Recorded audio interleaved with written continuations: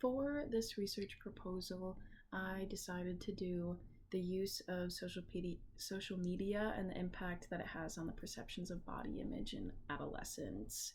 Um, this will be a qualitative research, and to conduct it, I want to use surveys that will be given to multiple different groups of adolescents across high schools. Um, the social problem here is that many adolescents are struggling with body image, and this is something that can lead to a lot more, um, mental health issues, and the comparison that it leads to it can be pretty dangerous for children. Um, in my introduction, I'll talk about social media and the impact of body image perception in the adolescents, how there's a lot of quantitative research that happens for this, but just not enough qualitative research that gets personal experiences. So that'll bring me to my next point in my introduction, that this research will get personal experiences from adolescents to show that social media is one of the things that does impact their perception of body image. Problem statement is that social media is skewing the perception of body image in adolescents.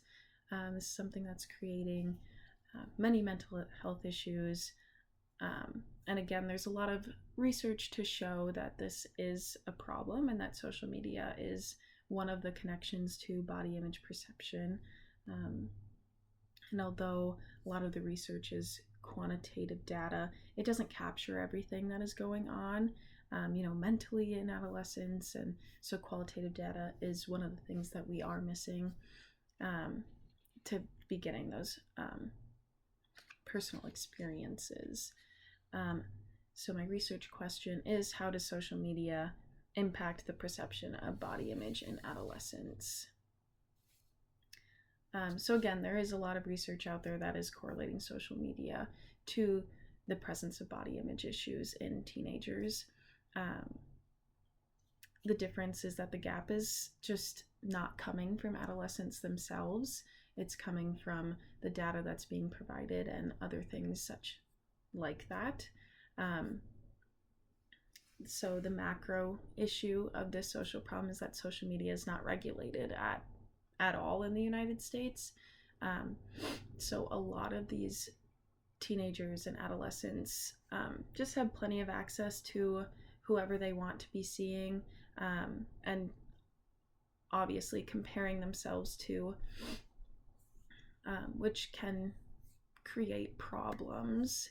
A micro issue is just that teens are afraid to speak up when they need help. They don't have the type of resources that they could be using without going through their parents first. And sometimes it can be very scary if they don't have the best home life or whatever the case may be, and they don't want to be going to their parents for this type of help. A meso issue in this problem is that parents and guardians of these adolescents are kind of missing those warning signs that would kind of present themselves when their child or adolescent or teenager is struggling. So by bringing awareness to this issue with this type of research, it can be a way for parents to understand those warning signs and could possibly help parents encourage their children to get help before it gets to a point where it's worse. The theory in this research is that social media is affecting the perception of body image in adolescents. The theoretical framework that will be used is the interpretivist framework. So this type of framework is rooted in individuals' experiences. So this would be used to explain the experiences that adolescents are having with social media and the use of comparison from themselves to others that is affecting their type of body image in a negative way. By using this type of framework, we can understand how the social media impacts the adolescents' perspectives in multiple different ways without even regarding body image. There's a lot of different ways that social media can be affecting the perspectives that adolescents are having just on life in general, on themselves, on others, and stuff like that. And the theory is a quantitative method. For this data analysis, we'd be using NVivo, which is a data analysis used to measure qualitative data.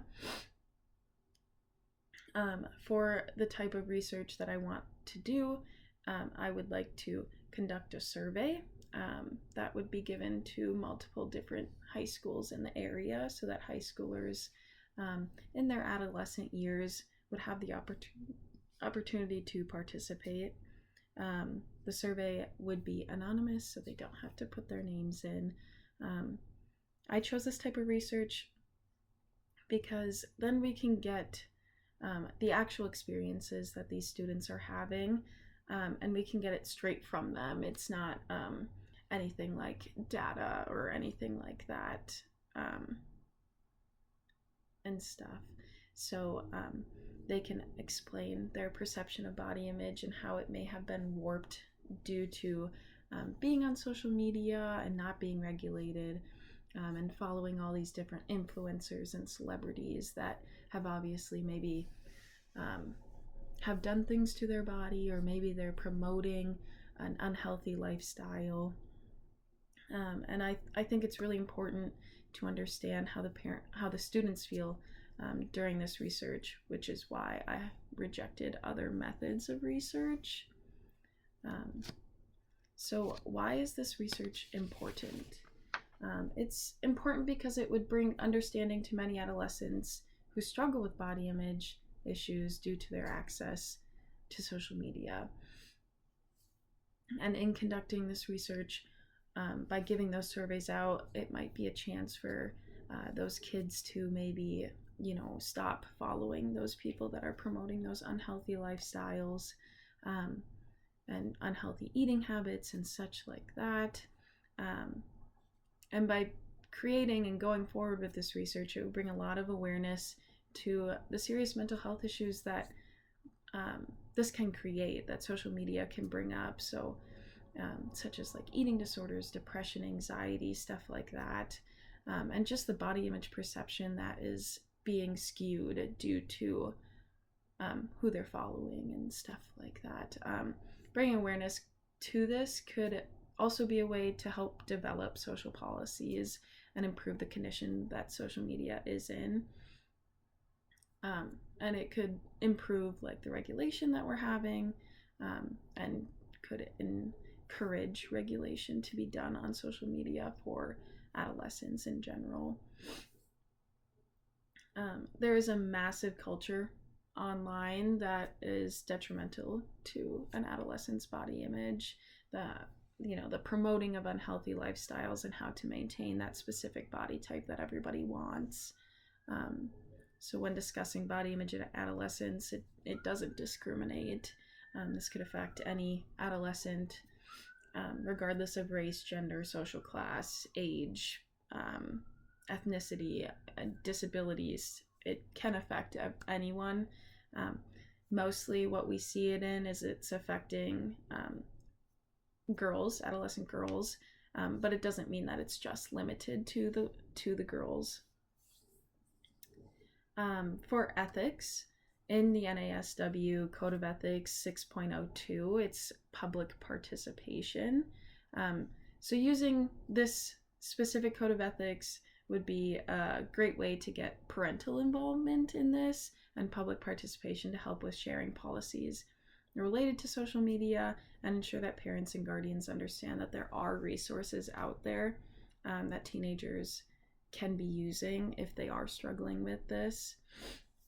I think public participation would be a great way to ensure that parents and guardians and even the teenagers, if they want to ask for help or if they're ready to ask for help, can be using that there are things out there that they can be doing to help. Social media is something that is just really hard to regulate. There's not a lot that we can do to stop a teenager or an adolescent from following certain models or celebrities. unless the parents are the ones that are going to regulate that. Regulate maybe, you know, who they're following or what they're following or what social media that they're using.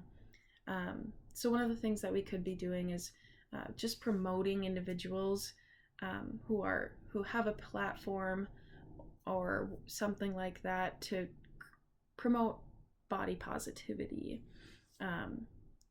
So it can be helpful in making teenagers comfortable in their body and encouraging them to love themselves and stuff like that. As a society, we could also be encouraging these teenagers to seek help if they're struggling. It's very hard for teenagers and adolescents to go to an adult if they're not feeling safe, or maybe they're just embarrassed or something along those lines. So this could be encouraging for them to get help if they need it, go to therapy if they're maybe struggling a little bit. And we should be encouraging it so that their body image distortions don't grow into something bigger like an eating disorder or something along those lines that are maybe a little bit more harmful.